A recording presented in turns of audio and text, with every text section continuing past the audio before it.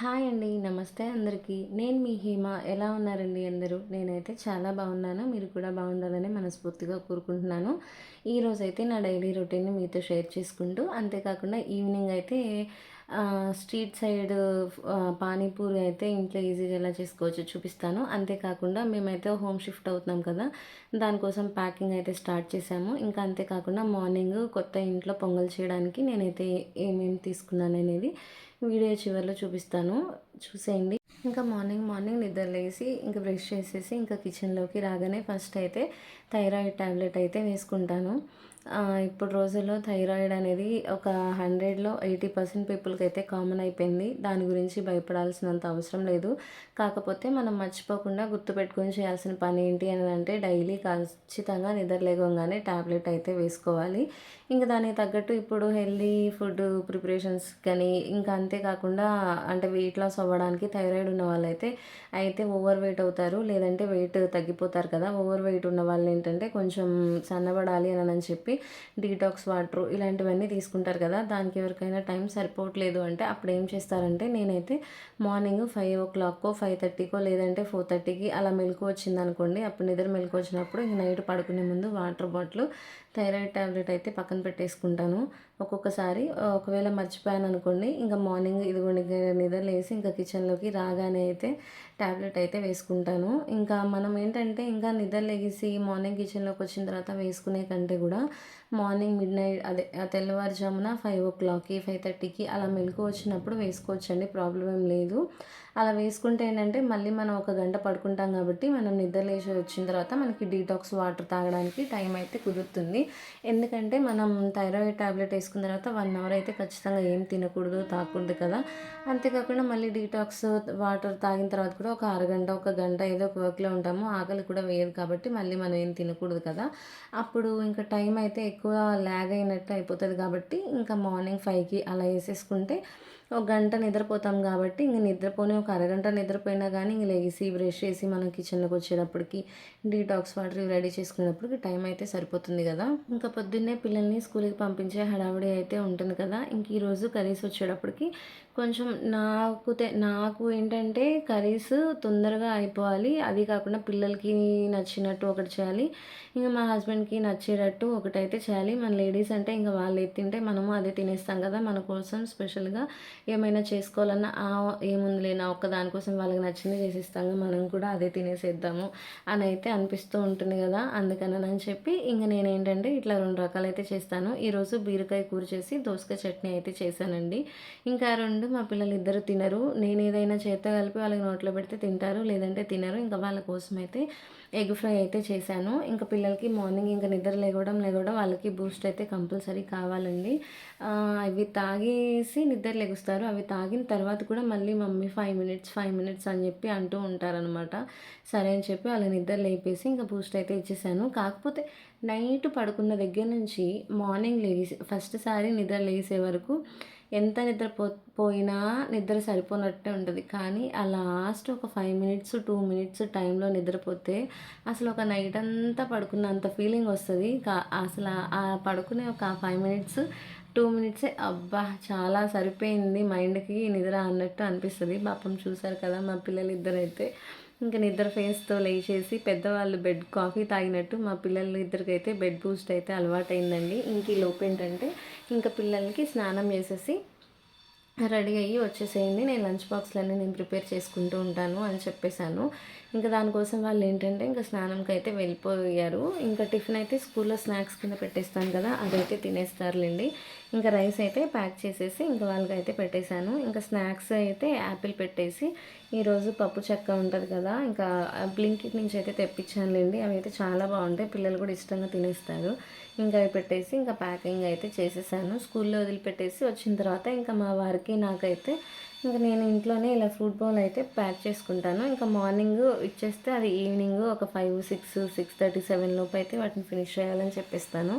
ఇంకా అటు వచ్చి ఇటు వచ్చి ఇంకా ఏదో ఒక వర్క్ చేసుకుంటూ ఇంకా ఆయన అయితే ఫినిష్ చేసేస్తారు. ఇంకా తర్వాత స్కూల్ నుంచి వదిలిపెట్టి వచ్చిన తర్వాత ఇంకా నా హస్బెండ్కి కాఫీ అయితే ఇచ్చేసానులేండి. ఇంకా ఆయన కూడా తాగేసి స్నానంకి అయితే వెళ్తారు. ఈలోపు టిఫిన్ అయితే రెడీ చేసుకుంటూ ఉంటాను. ఇంకా ఈరోజైతే వీడియోలో నేను మీకు చెప్పాను కదా, ప్యాకింగ్ అయితే స్టార్ట్ చేసేసాము అనని మేము యాక్చువల్‌గా ప్యాకర్స్ అండ్ మూవర్స్ వాళ్ళకైతే ఇచ్చేసాము. ఈ వీడియో రిలీజ్ చేసేటప్పటికి మేము కొత్త ఇంట్లోకి షిఫ్ట్ అయిపోవడము, సర్దుకోవడం అన్నీ అయిపోయింది. ఇంకా చిన్న చిన్నవైతే ఉన్నాయన్నమాట. అందువల్లే వీడియో చాలా లేట్ అయితే అయిపోయింది.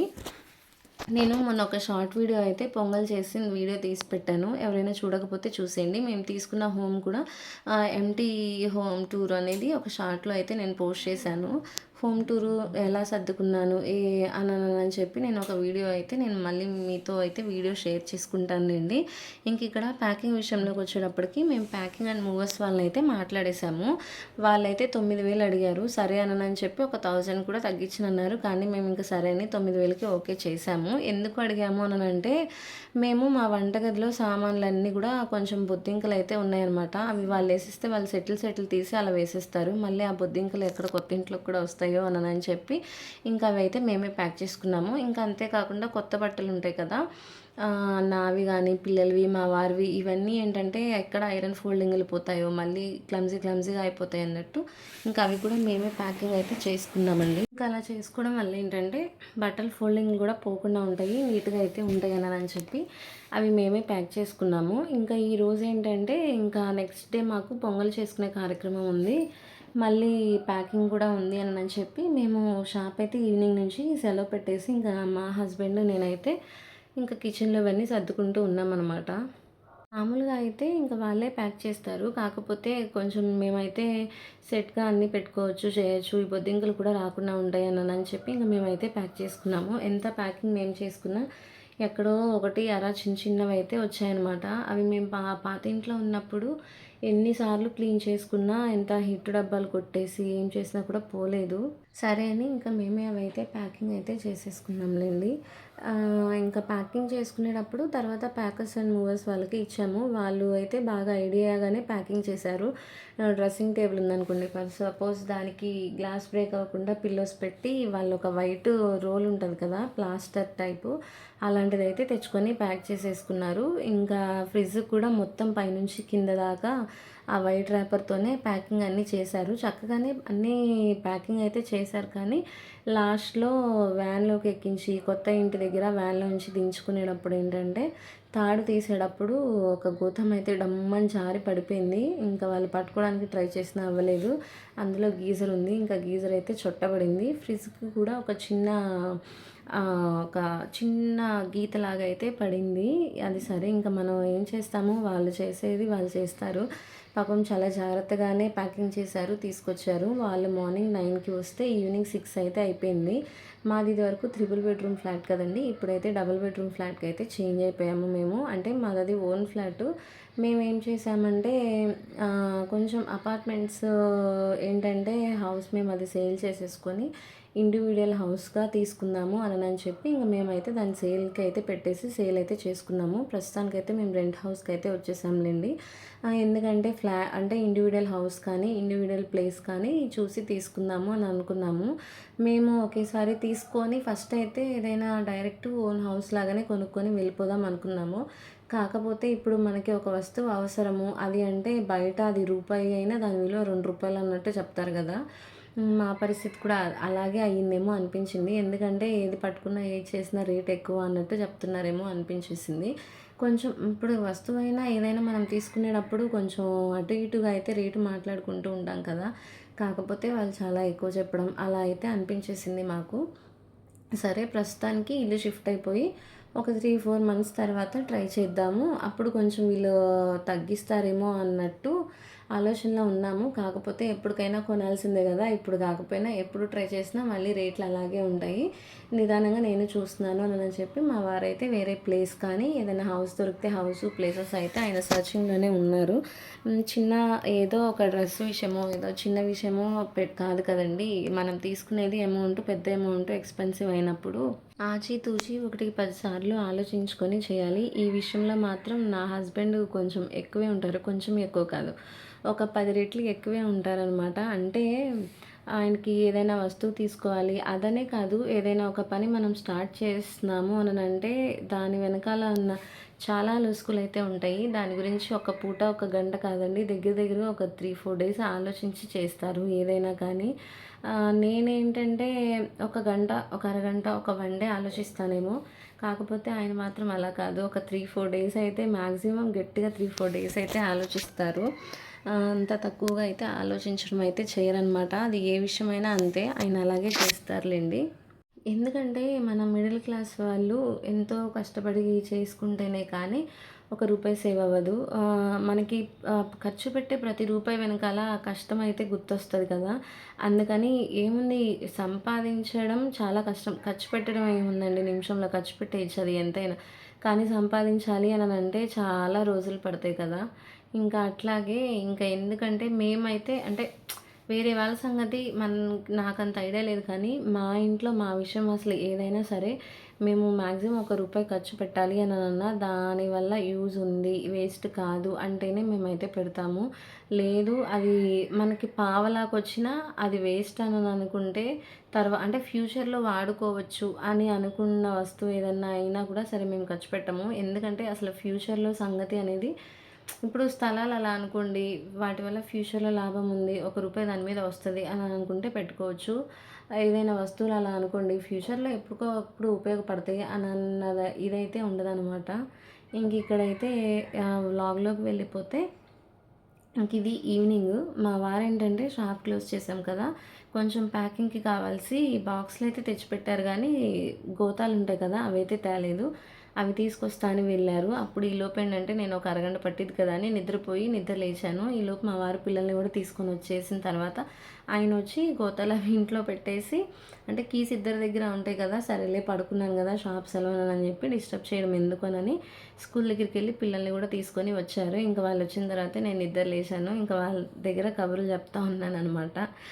ఇక్కడైతే ఏంటంటే నిద్ర లేచేసి ముందు ఫస్ట్ టీ అయితే పెట్టాను. ఈవినింగ్ 5, 5:30కి కంపల్సరీ మనందరం ఈవినింగ్ రొటీన్‌గా టీ అయితే తాగేస్తాం గదా! సరే అని చెప్పి టీ పెట్టి ఈలోపు నేనైతే టీ తాగుతూ ఉన్నాను. ఒక పక్కన కుక్కర్‌లో బఠానీలు అయితే పెట్టేసాననమాట. యాక్చువల్‌గా చాట్ చేసి ఇద్దాము. పిల్లలకి ఇంట్లో ఉన్నారు కదా! నాకేంటంటే షాప్ సెలవప్పుడు నా హస్బెండ్‌కి, పిల్లలకి నాకు ఏదైనా ఇంట్లో చేసి పెట్టడం అంటే నాకు చాలా ఇష్టము. అందుకని చెప్పి ఇంక నేనైతే బఠానీలు అవి నానబెట్టి 3, 4 డేస్ బిఫోరే నానబెట్టేసి ఫ్రిడ్జ్‌లో అయితే పెట్టేశాను. అంటే నెక్స్ట్ సండేకి యూజ్ చేసుకోవచ్చులే అన్నట్టు. కాకపోతే ముందే ఇంక షాప్ సెలవు పడింది కాబట్టి ఇంకా ఆ రోజు ఇంక చాట్‌కి అయితే పెట్టేసేసేసాను. నేను ఇలా చాట్‌కి పెడుతుంటే మా మోహిత్ అయితే పానీపూరి కూడా తిందాం మమ్మీ, నువ్వు ఎట్లాగో చాట్ చేస్తున్నావు కదా అంటే, సరే అని చెప్పి ఇంకా పానీపూరికి అది ఇదేంటిది దీన్నేమంటారు? నోట్లో నానిద్ది గానీ బయటకైతే రావట్లేదు. ఇందాక నేను మిషన్ చూపిచ్చాను కదా! అదనమాట. దాన్నేమంటారో గుర్తు రావట్లేదండి. సారీ ఏమనుకోవద్దు. అందులో వాడు పానీపూరీలు పెట్టేసి లైట్‌గా స్ప్రెడ్ అయితే ఆయిల్ స్ప్రెడ్ చేసుకుంటే చక్కగా భలే వచ్చాయండి. నేనే చూసి ఆశ్చర్యపోయాను. అంత బావుంది. ఎవరైనా వెయిట్ లాస్ అయ్యేవాళ్ళు ఆయిల్ ఫుడ్ ఎక్కువ తినకూడదు, డీప్ ఫ్రైలు ఎక్కువ తీసుకోకూడదు అన్నప్పుడు అసలు అందులో అయితే ఫ్రైస్ కానీ చాలా బాగా వస్తున్నాయన్నమాట. ఈలోపు నేనేంటంటే చాట్ ప్రిపేర్ చేసుకుంటున్నాను. నేనైతే సింపుల్‌గా నేను మా అత్తగారి దగ్గర ఇలా అయితే చూశాను. మనం స్ట్రీట్ స్టైలు చాట్ ఎలా ఉంటదో సేమ్ అలాగే ఉంటది. ఉడకబెట్టిన తర్వాత సగం బఠానీ అయితే మిక్సీకేసేసి కొన్ని అంటే పంటి కిందకి నమిలడానికి పప్పు తగిలేటట్టు కొంచెం అయితే పక్కన పెట్టేసి కొంచెం అలా లైట్‌గా స్పాష్ అయితే చేసుకుంటాను. ఫస్ట్ అయితే బాండీ పెట్టేసి ఆయిల్ వేసి అందులో టమాటాలు, ఇంకా ఒక టమాటా, ఉల్లిపాయ సన్నగా కట్ చేసి వేయించుకుంటాను. అది వేగడం అయిపోయిన తర్వాత మిక్సీకి వేసుకున్న బఠానీ ఉంటుంది కదా! అది అందులో వేసేసి వాటర్ అయితే వేసి అందులో కొంచెం అంత ఎక్కువ కాదు, మనం బఠానీలు ఉడకబెట్టుకునేటప్పుడే ఇంకా ఉప్పేసుకుంటాం కాబట్టి అప్పుడేంటంటే కొంచెం అంత సాల్ట్, కొంచెం కారం అయితే స్పైసీకి తగ్గట్టు కారం అయితే వేసేసుకొని ఒక 10 నిమిషాలైతే నేను ఉడికిచ్చేస్తాను. ఎందుకంటే ఆ టమాటా, ఉల్లిపాయ, కారం, ఉప్పు ఫ్లేవర్ అంతా బఠానీకి పట్టాలి కదా! దానికోసం అన్నట్టనమాట. అలా దించేసిన తర్వాత ఎంత పలుచగా ఉంటే అంత బావుంటది. ఎందుకంటే మనం తినేటప్పటికి ఊరికే వేడి ఏంటంటే గట్టిగా అయిపోతుంది. వేడి తగ్గే కొద్దీ ఈ బఠానీది చాలా గట్టిగా అయితే అయిపోతది కదా! చాలా పలుచగా ఉంచుకున్న ఇబ్బందేం లేదండి. సరే అని చెప్పి ఇట్లా నా హస్బెండ్‌కి, నాకు ఇదైతే చాట్ అయితే చేసుకున్నాము. మా మోహిత్ అయితే పానీపూరి తింటా అన్నాడు. కాకపోతే తలా 1, తలా 2 పానీపూరి తిని తలా కొంచెం చాట్ అయితే తిన్నాము. పానీపూరికి వాటర్ ఎలా అంటే మాకు ఇంటి దగ్గర పిల్లలు కొంచెం రెగ్యులర్‌గా తినే పానీపూరి బండి వాళ్ళు ఉంటారనమాట.